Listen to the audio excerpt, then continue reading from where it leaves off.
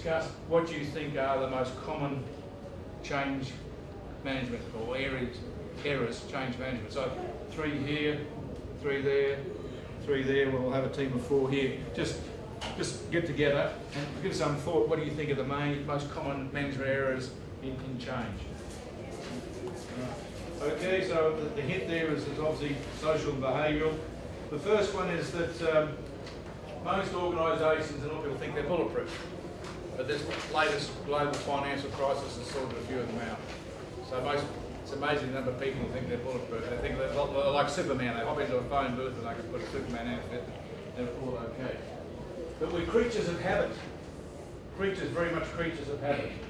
And we hate being pushed out of our zone of comfort. I'm just trying to find a better elastic band. This is a better one.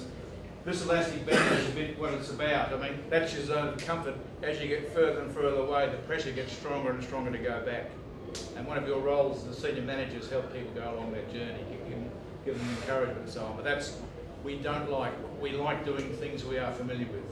And this is interesting because the president of the US Reserve Bank did his PhD on how to get out of the Great Depression. And so he's using all the same techniques that they found were successful and lessons they learned from that Great Depression. So far they seem to have worked, which we're lucky, and so forth. So we like what we are familiar with, to do things differently. It's like me talking about that e-marketing. That pushed me right out of my zone of comfort, but challenged me and ended up being successful. Not understand the organisation's culture. Every culture is different. If I've got a new client, I'll always go ending up half an hour before my appointment time is and sit in the reception area and just see how they treat people. I even might walk down in the car park and see, does the CFO drive a Rolls Royce or a Mini Moe?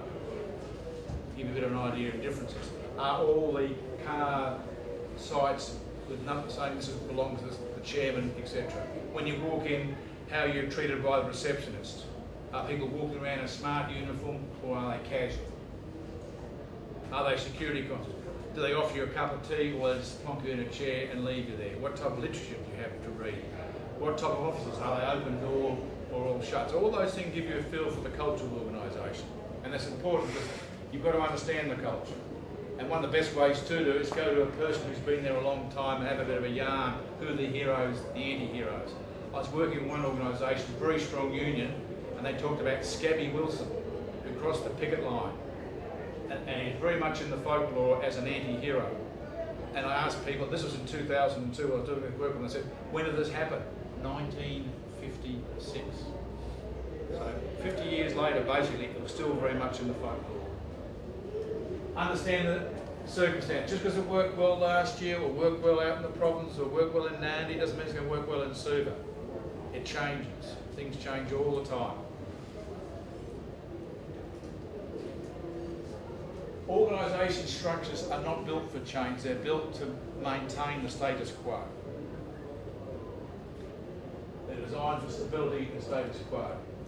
Again, the importance of the emotions, the unconscious bias and decision making, the non-rational decisions. And so this has been reinforced with the global financial. The power of leverage, the ripple effects, how things are related, time delays, and you must do a holistic approach. This one here is one of the keys, and we were virtually talking about this earlier on. If you want to increase the chance of successful change, you must have ownership by the people who are going to be implemented. It must be their change process. Not the consultants, not the CEOs, but their change process. Once you've got that, and that's where those tools we're looking more at tomorrow are important. It helps people identify the problem, the real problem, and then the solution's a lot easier. And they get ownership of the change process. So if you only go away with one message, that's the key one, getting ownership.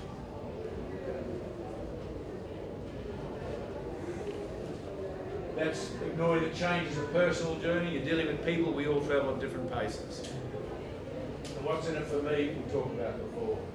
The importance of timing, which Eugene was mentioning, that's an important one too. I never cease to be amazed. I work with a lot of very successful business people, and suddenly they seem to have a bright idea. And you say, well, when did you get that idea? And then what you find out, they've had it for 4 or 5 years, but it wasn't the right time to bring it out. I have a new idea, I let the whole world know straight away, but successful business people know when to bring it out. Don't underestimate your storytelling. You'll remember the stories, or your staff will remember the stories, they won't remember the 6 dot points on the slide. And we have too much of a cause and effect straight line approach, a technocratic approach to change. It ain't. You're dealing with human beings, you're dealing with people, and they are different. Cause and effect doesn't work with them all the time.